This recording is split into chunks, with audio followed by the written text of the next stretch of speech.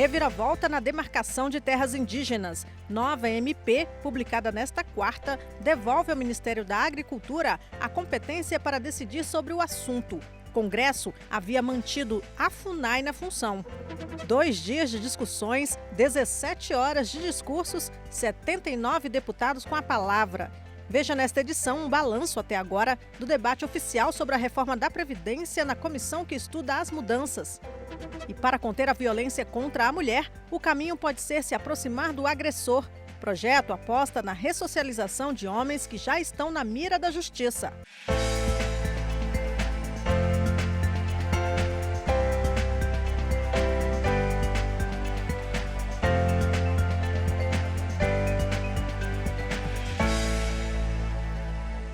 O presidente Jair Bolsonaro edita medida provisória para reverter a decisão do Congresso Nacional de vincular a demarcação de terras indígenas à FUNAI. O texto foi publicado nesta quarta-feira no Diário Oficial da União. O primeiro ato de Jair Bolsonaro como presidente da República foi editar uma medida provisória reduzindo de 29 para 22 o número de ministérios da estrutura de poder do Executivo. Além disso, a MP também reestruturou a competência de alguns órgãos e transferiu a responsabilidade de demarcar terras indígenas para o Ministério da Agricultura. Próximo do encerramento do prazo de validade da medida provisória, o Congresso Nacional aprovou o texto, mas com modificações, entre elas, devolver à FUNAI, que é vinculada ao Ministério da Justiça, a competência para definir limites de terras indígenas. O governo agora editou nova medida provisória com novas modificações na estrutura ministerial e repassou ao Ministério da Agricultura a questão da demarcação de terras indígenas. Além da reforma agrária, regularização fundiária de áreas rurais, Amazônia Legal e terras quilombolas. O Congresso Nacional novamente tem um prazo de 120 dias para validar a medida, que já está em vigor, mas a MP explicita uma divergência entre os parlamentares e pode ser questionada no Supremo Tribunal Federal. O problema aqui está em se usar esta medida provisória para desfazer uma decisão que o Congresso acabou de tomar e que está na lei. Não faz sentido você, no mesmo dia em que sanciona uma lei, publicar uma medida provisória alterando essa mesma lei. Isso é que nos parece uma afronta e uma agressão ao parlamento. Isso era uma proposta de campanha do presidente Bolsonaro e, como ele foi eleito, é sinal de que grande parte da população apoia essa política e essa proposta do governo do Brasil. A casa aqui, ela tem que legislar em relação a isso, porque senão, se a gente não legisla, quem termina legislando é o Supremo Tribunal Federal. Lá na Constituição não é claro, mas está na Constituição de que todo pequeno agricultor, lá no meu estado tem muito disso, todo pequeno agricultor que já estava em terras supostamente indígenas até 88, lá figariam. E depois de 88, não. E isso está confuso, nenhum governo tomou posição firme, mesmo a Justiça. E esse governo agora vai tomar. Não há nenhuma dúvida, acabou de ser votado no Congresso, isso foi rejeitado, 2 dias depois ele emite uma medida provisória. Então nós vamos procurar a Justiça, alegando exatamente este critério e procurando anular a publicação desta medida provisória, anular os efeitos da medida provisória.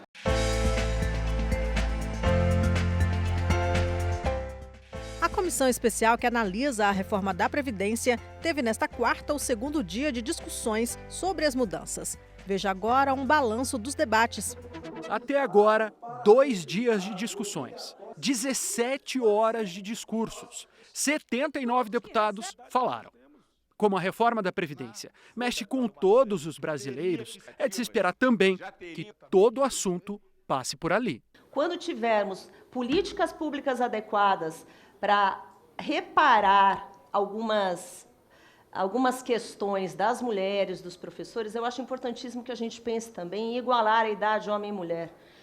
Em 189 países, o Brasil é um dos poucos que ainda não fez isso e não igualou as idades. O discurso é um recado político para a base do deputado e também para o relator, a quem cabe fazer a conclusão final dos trabalhos. 42% dos trabalhadores no Brasil conseguem comprovar, em média, somente 4,9 meses de contribuição por ano. Para contribuir durante 20 anos que Vossa Excelência coloca no seu relatório, ao aumentar 5 anos, ele terá que trabalhar, em média, mais 12 anos. Vale falar sobre o que ficou na reforma e também sobre aquilo que saiu. Se a capitalização tivesse vindo com um projeto de lei complementar, nós teríamos aprovado a abertura da possibilidade na Constituição e deixaríamos a discussão num projeto de lei complementar. 79 já falaram. A lista ainda tem 78 inscritos. A semana que vem promete ser de longas reuniões. A oposição já disse que quando a votação vier, vai obstruir todos os trabalhos. Por enquanto está tudo absolutamente dentro do planejado e será assim até o final. Agora, já havendo um acordo consolidado em torno do relatório, não há obstrução eterna. Nós vamos enfrentando a obstrução com votação, vamos vencendo e vamos entregar o que o Brasil precisa, que é a reforma aprovada. Até o início da votação, o relator pode apresentar um novo texto. E já está claro que haverá mudanças. Haverá um voto complementar, nós vamos fazer algumas alterações. Alguns são de correção mesmo de texto. Inclusive, tem um ponto lá que é um erro de digitação, que nós vamos resolver. Mas tem questão de conteúdo também.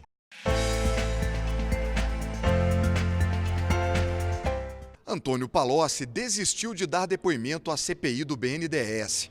O ex-ministro era esperado nesta quarta-feira em reunião da CPI, mas não veio.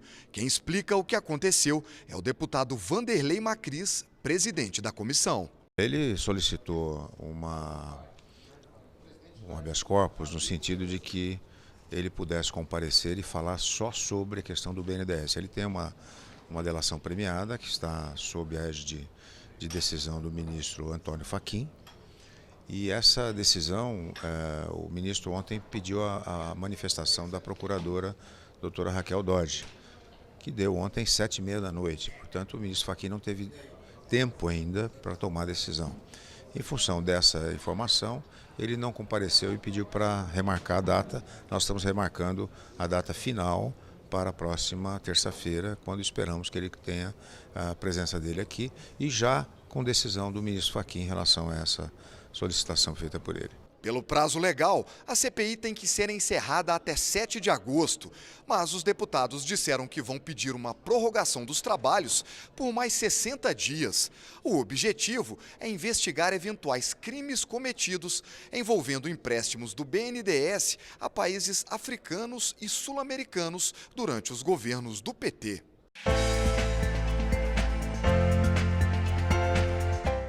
O atendimento dos postos de saúde, a situação dos hospitais públicos, a habilitação pelo SUS de novos tratamentos oferecidos pelas unidades privadas, o abastecimento de remédios na rede pública. Essas foram algumas das questões que o ministro da Saúde, Luiz Henrique Mandetta, debateu com os deputados e senadores da Comissão Mista de Orçamento. Ele prestou contas dos gastos do Sistema Único de Saúde nos últimos 4 meses do ano passado e nos 4 primeiros deste ano. Esse balanço é uma exigência legal.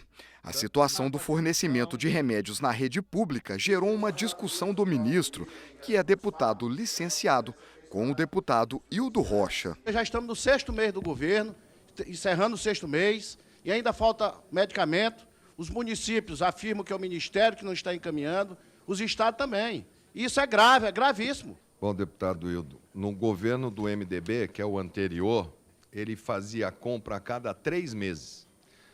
E, logicamente, que compra a cada 3 meses desabastece. Sabíamos que teríamos o mesmo problema porque herdamos desta maneira. Foi a primeira vez em muitos anos que o Ministério fez a licitação para 12 meses. 100% dos estados estão abastecidos. E o deputado sabe que não pode mentir aqui na comissão. Vossa Excelência está falando para a verdade. Olha, deputado, eu acho que o senhor está tendo algum problema pessoal comigo? Não, o senhor tem alguma coisa comigo? Depois de acalmar a situação, o presidente da Comissão de Orçamento, o senador Marcelo Castro, retomou a sessão. O ministro da Saúde e a representante da Comissão de Seguridade Social e Família da Câmara enfatizaram a necessidade de buscar mais recursos para o orçamento do SUS. É uma despesa contínua. Quando eu coloco para uma cidade um aumento de R$1 milhão por mês, eu estou falando de 12 milhões ao ano. Se eu coloco agora, no mês 6 eu tenho 6 milhões esse ano e mais 12 milhões no ano que vem. Então não Não é uma despesa que você coloca pontualmente e depois retira. Qual é a disputa que a gente tem que ter aqui dentro da casa a partir do envio do orçamento pelo governo federal? Quais serão os recursos que poderão ser alocados da melhor forma possível na saúde para a gente poder dar à saúde aquela que está assegurada na nossa Constituição Federal. O projeto de lei complementar do governo exige a aprovação do Banco Central para a nomeação dos diretores de bancos estatais. Proteger a gestão dos bancos estatais, como a Caixa Econômica e o Banco do Brasil, contra interferências políticas. Esse é o objetivo do projeto do governo, que submete à aprovação do Banco Central os nomes escolhidos para a direção das instituições financeiras públicas, como já ocorre com os bancos privados. Ao mesmo tempo, os presidentes dessas instituições não precisam mais ser aprovados pelo Senado. Para o líder do PSL, a aprovação do projeto vai garantir a predominância de critérios técnicos na escolha de dirigente dos bancos estatais. Esse projeto ele vem em boa hora, visa dar mais segurança ao mercado financeiro, igualando as condições da iniciativa privada com o setor público, né, e traz alguns requisitos. Ao passar pela supervisão do Banco Central, ele atende às regras de mercado, extremamente importante, porque até então Banco do Brasil e Caixa Econômica, as diretorias eram ocupadas por indicações políticas, supera essa fase, né, e as nomeações passam a ser exclusivamente técnicas. O líder do Cidadania defende o projeto, mas alerta que a independência dos bancos estatais exige a aprovação de outra proposta do governo, que dá autonomia ao Banco Central. O que você vai passar até agora é um controle maior, porque não só está se modificando a nomeação dos bancos públicos, mas tem uma coisa mais profunda em debate, que é a autonomia do Banco Central. Então, você passar a ter um mandato para o Banco Central, e a partir desse mandato, e aí o dirigente do Banco Central não pode ser mais demitido, o Banco Central passar a ter também a obrigação e o direito de fazer o controle daqueles que são nomeados para as direções dos bancos públicos. O Brasil é um país violento para as mulheres. É o que mostram as estatísticas sobre agressões dos mais variados tipos, cometidos muitas vezes dentro de casa. Um dos caminhos para reverter esse quadro é investir na educação dos homens que podem se tornar ou já são agressores. Será que o Brasil é um país seguro para ser mulher? Os números recentes de casos de violência contra a mulher no país nos obrigam a dar uma resposta negativa a essa pergunta. No último ano, 1.600.000 mulheres foram espancadas ou sofreram tentativa de estrangulamento. 22 milhões de brasileiras passaram por algum tipo de assédio. Dentro de casa, a situação não melhora. Pelo contrário, entre os casos de violência, 42% ocorreram no ambiente doméstico e 52% das mulheres não procuraram ajuda nem denunciaram o agressor. Não podemos aceitar o alto índice de violência contra a mulher. Gabriela Mansur é idealizadora do projeto Tempo de Despertar, ressocialização do autor de violência contra a mulher, que se tornou lei estadual em São Paulo e já está na 8ª edição. Dados estatísticos do Núcleo de Combate à Violência contra a Mulher do Estado comprovam o sucesso do projeto. Em 2 anos, entre 2014 e 2016, a reincidência de casos de agressão passou de 65% para 2%. O trabalho tem como público-alvo homens que estejam respondendo a inquérito policial, procedimento de medidas protetivas, prisão em flagrante ou com processos criminais em andamento. O objetivo? Evitar que esses homens cometam o mesmo crime outra vez. Evitar a reincidência. Para Gabriela, uma outra maneira de diminuir os índices de violência contra a mulher é fazer com que a sociedade entenda que não é apenas preciso, mas é necessário e urgente que as pessoas se intrometam, sim, em discussão de marido e mulher. Eu escuto muito isso, deixa eles, eu não vou me meter porque depois eles voltam, fica chato para mim. E daí? E daí que fica chato para você? O juiz Gilmar Tadeu Soriano, titular da Vara de Execuções das Penas e Medidas Alternativas, lembra que há bem pouco tempo esse tipo de crime nem chegava ao judiciário. Agora chega, o que para ele já foi um avanço. Mas para o magistrado é preciso avançar ainda mais. No encontro da bancada feminina na Câmara, o juiz Gilmar apresentou uma sugestão de alteração na lei para a avaliação das deputadas. A minha proposta é de que o cumprimento de quem cause um crime desse pague dinheiro para um fundo e esse fundo invista então em prevenção. Seria uma forma de otimizar o cumprimento da pena de quem já cometeu o crime, tentando diminuir a intensidade de quem deva cometer no futuro. Esse trabalho com os homens, não é possível que a responsabilidade recaia apenas sobre as mulheres, né? As mulheres já são as principais vítimas desse sistema patriarcal e não é possível que a resposta venha só da nossa atuação. Os homens precisam se implicar e precisam ser agentes também na luta contra a violência. Com as imagens feitas pelos fotógrafos da Câmara durante a semana, a gente encerra a edição de hoje do Jornal da Câmara. Na sexta-feira, às 20h, não deixe de ver a Revista da Câmara. Nós voltamos na segunda-feira. Até lá!